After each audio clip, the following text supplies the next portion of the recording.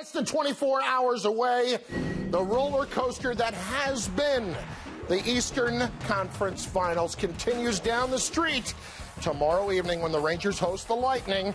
Nothing foreign to the Blue Shirts, but are they feeling as confident as many of their fans are given their history? To answer that, here's Gareth Burke. With Game 7 Friday, the Rangers seem to have the advantage. They are 10-0 in elimination games at home. The Rangers are familiar with these big moments, just don't call it comfortable. I don't know if I'm comfortable. I just try to go out and do my job. I'm definitely nervous, but it comes down to teamwork.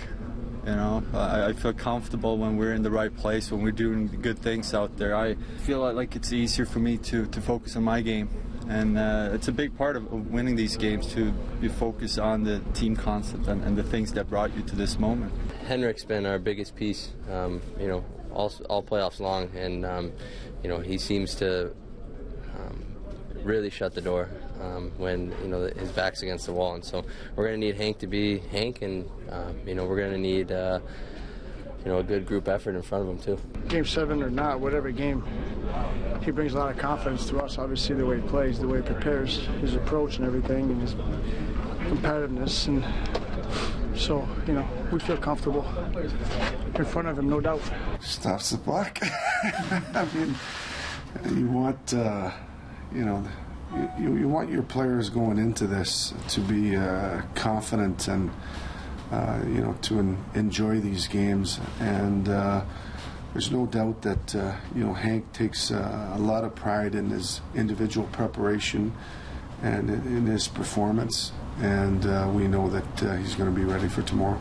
Alain Vigneault added there is no sense in trying to predict what this Game 7 will be like. He explained all his team can do is trust in their preparation and training.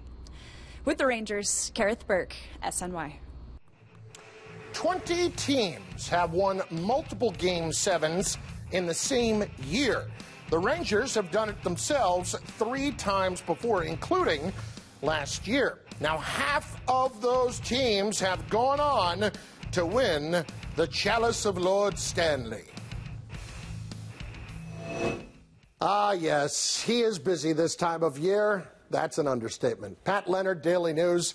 All right, Henrik Lundqvist, we know he's phenomenal. We know he's amazing. We know he owns Game 7s. Pat, is it fair at this point to really continue to put this in his lap to carry this team? I think to an extent, just because Ben Bishop versus Henrik Lundqvist, that's the Rangers' greatest edge in this series. You saw in Game 6, the Lightning came out firing, guns blazing. Lundqvist stands on his head. Bishop gives up 2 goals on his first 5 or 6 shots. That's the advantage the Rangers need to win these type of elimination games, especially against the Lightning, because the Lightning are a different animal. They're not like a lot of the teams the Rangers have beaten in some of these Game 7s past. They are the top-scoring team in the NHL. They have Steven Stamkos, a guy who scored 60 goals before in a season. So it's not just any other team. Okay. Now, the Rangers and the Lightning in this series have just gone back and forth so much, no momentum from one game to another. How do you explain how this series has played out? I think a lot that has to do with it is the fact that the Lightning defensively are vulnerable. I think Andre Schuster in particular is a guy that John Cooper keeps throwing out there, and the Rangers are taking advantage of. He's big, he's immobile, he tends to cough the puck up a little bit. I think the Rangers have been able to capitalize, and also the Lightning are such a good offensive team that even in some of these games where they've scored a lot of goals on the Rangers, it wasn't necessarily the Rangers doing something poorly. It was more like Tampa just skating and the chemistry of the triplets. And so when those guys start to click, the Rangers have no choice but to open things up. But if the Rangers can control the game a little bit more, and if the puck's going in Tampa's net, they're opening it up. So you saw in Game 6, the Rangers ended up scoring the brunt of the goals in the 3rd period, but it very easily could have gone the other way around. Given how the series has gone, give me the one other guy that you know, if you're Alain Vigneault, you can count on to give you that big effort tomorrow night. I think it's Derek Brassard. He's a big game player. He's on that line I like to call the blue chips because they're all former first-round picks, Rick Nash and JT Miller. I think they're red hot. I also think Vigneault has to go to that line as a 3 on a different new power play unit. And I think if he does that, the amount of touches of the puck that Brassard gets, that Nash gets, that JT Miller gets, I think Brassard, he's 9 goals, tied for 2nd in the league in goal scoring in the playoffs. I think he's your guy. And Lightning, Patrick. Henrik. Thank you. Thank you.